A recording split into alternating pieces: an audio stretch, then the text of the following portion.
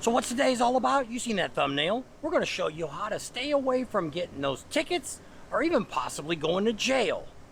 So stay tuned and find out if he got a ticket. Subscribe to our channel, give us a thumbs up, think about Patreon. Let's go.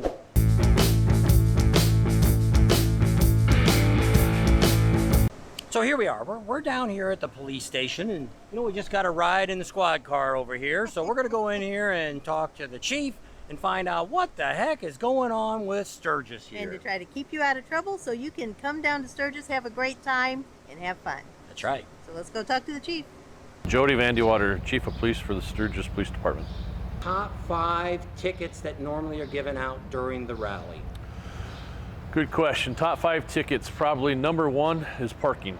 Parking's at a premium here in Sturgis. There's people that want to park in no parking zones. They want to block driveways. They want to block in alleyways. Unfortunately, people don't want to walk anymore, so they want to get as close to downtown as they can.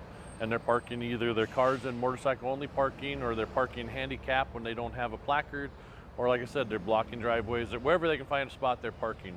And so we have officers that are tasked with enforcing parking violations, and that's usually a ticket, $20 fine. But unfortunately, we have to remove the issue. We can't just leave the problem going unaddressed, so we tow them. And that's where the cost occurs. We don't get any money. It's an outside business that tolls them, and it gets pretty hefty. And you probably average, I would say, 150 up to $600, depending on what type of vehicle you have. So I would say parking's our number 1 citation. After that, I would say it used to be open container. A lot of people would come in and out of the bars not with an open container, alcoholic beverage. And last year they changed and allowed open containers in event cups, but we still seen a lot of open containers. We focused on education last year versus citations on them open containers, but that used to be probably one of our top, second to probably the parking, I would say. Now it's not as much of an issue as long as it's in the event cup, but unfortunately we're still trying to get people to understand what them rules are. So we're working on still education, advertising, and getting the word out to people. Number 3, probably I'd have to say DUIs. Once again, people don't want their vehicles towed, so what do? They come to town, they start drinking, and they decide to drive home because they don't want to get it towed, and they drink and drive. And that's where we want to really encourage people. There's a lot of ride shares going on in Sturgis with rickshaws, with different taxi services, different shuttles. Most of the campgrounds have a shuttle service, and if you're going to plan on coming to town drinking, leave your bike at home and take the shuttle service. We don't want to have to ruin and spoil your fun. Everybody comes here for the party atmosphere, and we want them to enjoy it as long as they do it safely. When they make a dumb decision to drink and then drive, we will be enforcing it, and we will be taking them to jail and towing their vehicle. So, number 4, making me think here. Maybe The glasses? probably depositing filth, I would have to say, for arrest or citations. Or I would say, we get a lot of warnings. We do a lot of warnings with the eye protection. So I'll talk about depositing filth as urinating in public.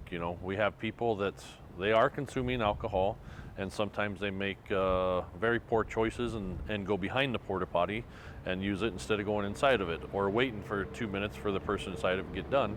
And unfortunately, that's a go to jail or pay a fine of it's over $100. I don't remember the exact number, but that's probably a big citation that we issue. If we go back to our eye protection, we do a lot of warnings. Unfortunately, a lot of them traffic stops with the eye protections lead to other arrests, whether it's drugs or whether it's alcohol. But it is a violation. You're required to have either a windshield of sufficient height that's blocking your eyes from debris, or you're required to have lenses. And after dark, it has to be a clear lens.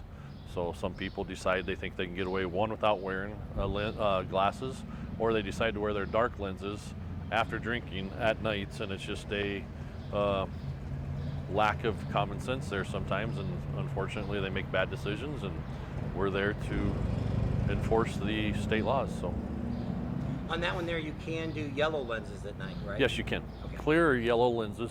It cannot be tinted lenses. So overnight? Yep. That's You know, the community center's got a big footprint with sponsors or vendors up front, you know, with the Harley Davidson and different vendors of the sorts. And so the back lots is usually open for parking, or there's a gravel lot back there. Doing a little bit of search, and if you do your homework and research, there's quite a few different parking spots for $5, $10, $20. You can leave it for a couple days even, and a lot of that money goes to help our local youth sports or our churches, and so it goes to a good cause. So why not save $200 and pay $5 or $10 for parking and leave it there in a safe spot? Exhibition driving under state statute is excessive revving of the engine. So you might have your loud exhaust, you might have the burnouts fall under that as well. If you do that, that is a class 2 misdemeanor with this violation as well. So we don't allow it. So we don't allow excessive revving of the engine. It's also, you know, it's causing a disturbance in public, and, you know, it's bringing your unwanted attention, you know, so we have to unfortunately step up and give you the attention you're wanting. Sometimes that attention comes with a fine, or sometimes it comes with a stern warning, but we will address every issue and every violation. It's fallen up under the guidelines under city ordinance.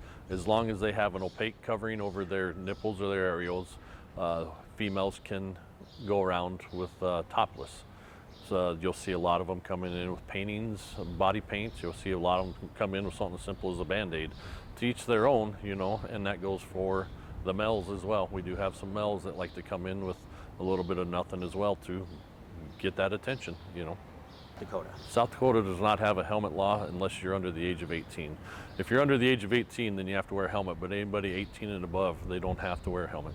So marijuana is still illegal unless it's whether it's recreational, but the laws have changed to where the medical marijuana is still legal, but you still can't consume it in public. You can't consume it in a commercial or a business type. It's only on a private property inside your own residence or inside some private property, I guess is what I'm trying to say. So yeah, there's still that aspect, but as far as all the other stuff, it's still tied up with the legislature, you know. So right now it's just the medical marijuana. Coming from another state, South Dakota repealed their concealed carry law, so they no longer have one. You can still get one. You can still do a concealed carry for the fact of reciprocity when you go to other states. And South Dakota, I believe, honors just about anybody that's a compact state, which is just about every other state. So you come from another state carrying a firearm and you're stopped by one of our officers and you have a concealed carry, you'll be allowed to go as long as you're legally able to possess that firearm. So one of the other things that's changed is, you know, we try to encourage people. You know, we get people calling us going, should I bring my gun? Should I not bring my gun? You know, unfortunately, you bring your gun, you're allowed to open carry in South Dakota, and at the end of the day, it's going to bring you the unwanted attention. You know, we have people that unfortunately standing downtown with their AR strapped to their chest, which is legal. We have them open carrying their pistols, and it is legal. But if they enter an establishment where there's alcohol, it's illegal to carry them in there, and it's also illegal to be in possession of a loaded firearm while you're intoxicated. Next Thursday, well, it'd actually be Friday morning, August 5th at 2 a.m., we will be towing and cleaning the streets off so that our public works crews can come in and set up for the rally. It's a very daunting task. They have to put up barricades, they have to put signage in the streets, they have to wash down the streets, they have to do all this stuff in between 2 a.m. and 6 a.m. because at 6 a.m. it's locked down and motorcycles start coming into town. One other thing I'd like to touch on, probably the biggest thing, is this is second year of our open container.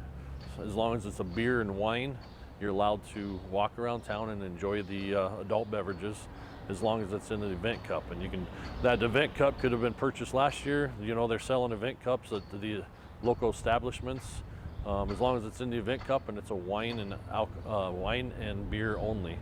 So we want to encourage that and get that word out.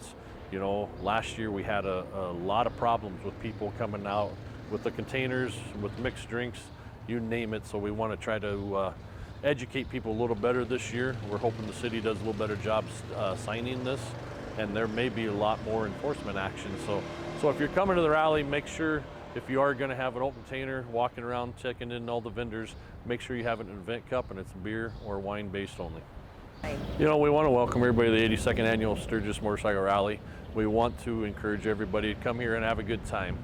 Remember, use some good sense, and if you're going to drink, don't drive. If you see something that you think needs some attention, whether that's human trafficking, maybe some illegal activity, you know, we encourage you, if you see something, to say something, and make smart choices. If you're going to drink, don't drive, because you will go to jail, and it's going to ruin your buzz, and it's going to ruin your vacation of Sturgis Motorcycle Rally. That's great, Dad. Chief Vanderwater? Had a little bit of time here to speak to us. You know, this is the second time. It's 2 years in a row we got to have a little chat with him. And, you know, all this is about is to try to keep you out of trouble. And what it really boils down to is, if you want attention by just doing whatever you might be doing, they're here to abide you and help you get that attention that you need. You know, there's plenty of places out here. You can go out here to the drag strip out here and you can race your bike. You can go over to the Full Throttle. You can go to the Iron Horse. I think the Buffalo Chip, they all got burnout pits. You can go over there and burn your tires till there's no Tread left. That's right. And people will cheer and yell for you and everything else. In town here, we don't want to see you smoking your tire down Main Street. We don't want to hear your loud exhaust that we can say the same thing. So, you know, that's what it's all about.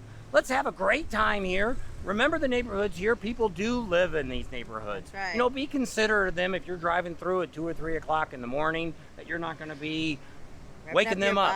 And a lot of having your stereo loud. A lot of these people got to get up and go to work in the morning. Maybe you don't, but they do.